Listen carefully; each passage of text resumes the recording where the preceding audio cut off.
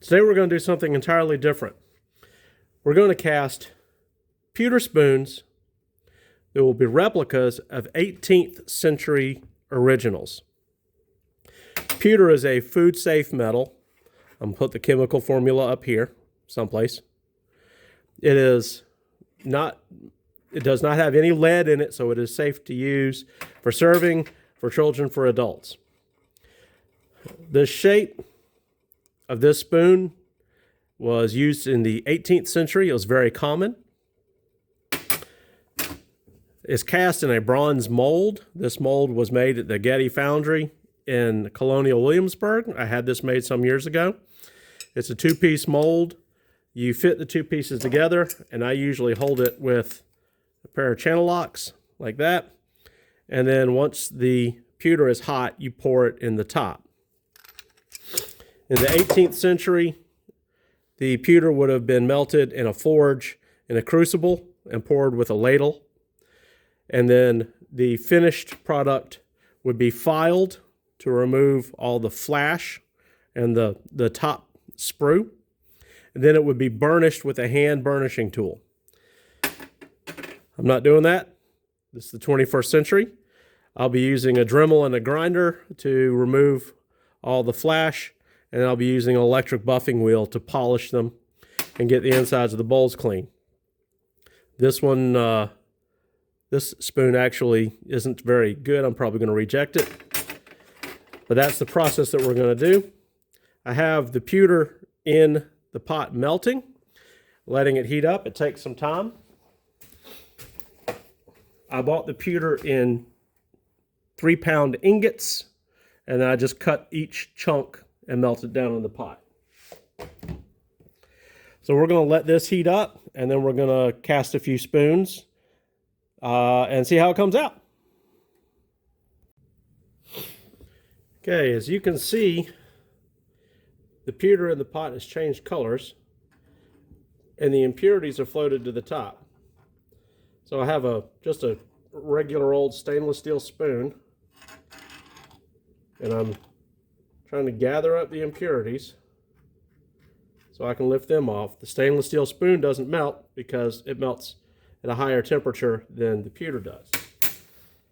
Now this molten metal is hot, so I'm going to use some welding gloves to handle this, and I have on some eye protection just in case something splashes.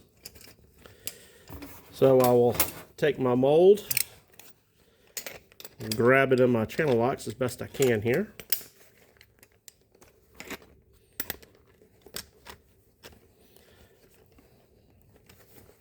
Okay, then I like to try to get the mold.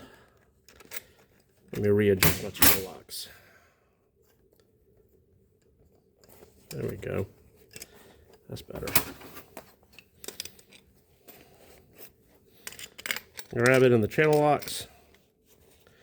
And then I'm going to try to adjust my mold so the two halves line up as good as possible. Again, this is very hot. That's why I'm doing it over a stainless steel plate on my workbench. And then you just pour it in. And invariably you spill some,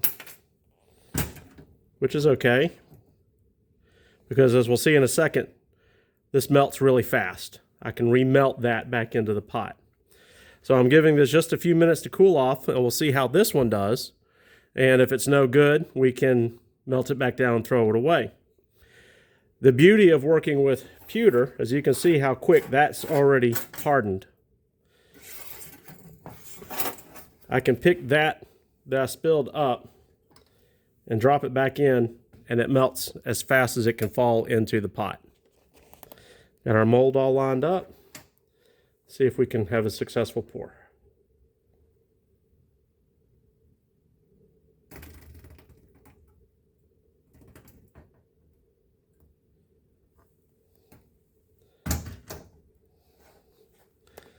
All right. That one looks pretty good. We're going to let that cool for just a few minutes. It doesn't take long for this pewter to settle.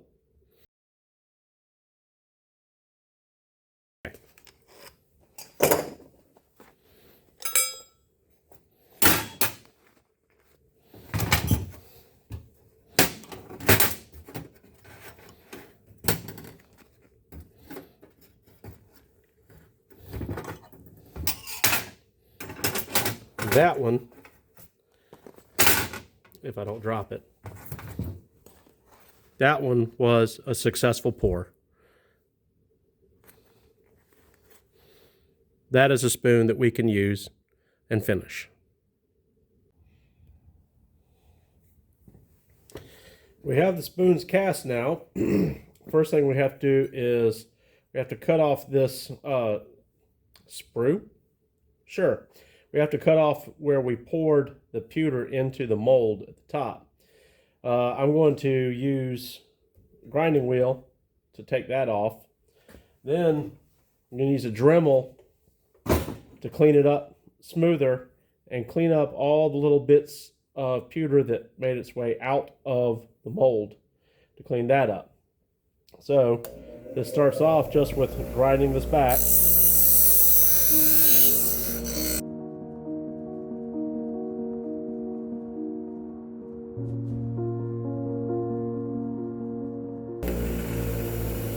And you can see the grinder, the stone loads up. So you quickly end up having to come over to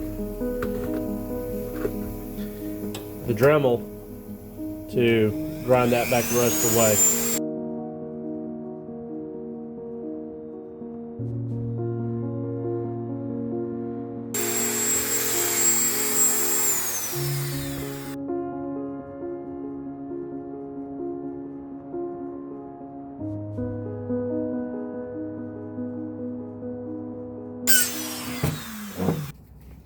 Now that we've taken the Dremel and got the mating surface flash all ground back, and as you can see, some spoons are worse than others. Some of them have a lot more to grind back. Got all that cleaned up. The next step is to buff it on a buffing wheel.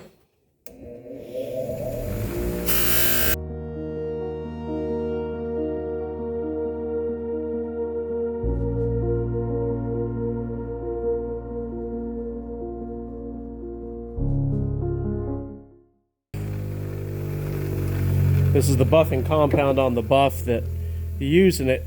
As you can see that it's gotten a lot shinier. It's dirty from the buffing compound.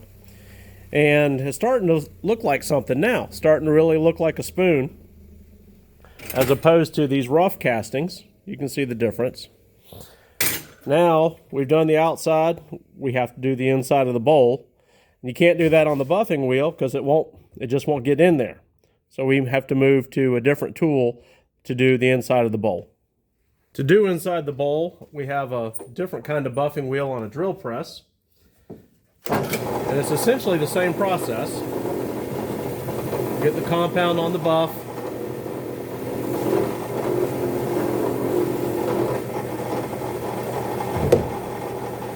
And buff the inside of the spoon.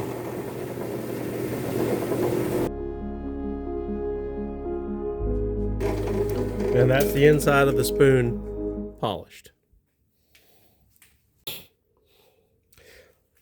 So that's the whole process from an ingot into the mold with a casting, the raw unfinished casting to a finished spoon. In the 18th century, obviously they wouldn't use power tools. They would use a coke-fired furnace instead of a electric kettle to melt the pewter ingots. And they would use hand burnishing tools and files to clean up the rough castings to make the finished spoon. But I cheat and I use modern technology. Pewter is a very soft metal, so do not use it in the dishwasher. Do not use it on a stovetop or in an oven. It's food safe. It has no lead in it. It can be used as a serving spoon or for decoration or any other purpose that you would have for a spoon. This particular style, as I said at the beginning, is an 18th century style. Since it's handmade, they all have some blemishes to them.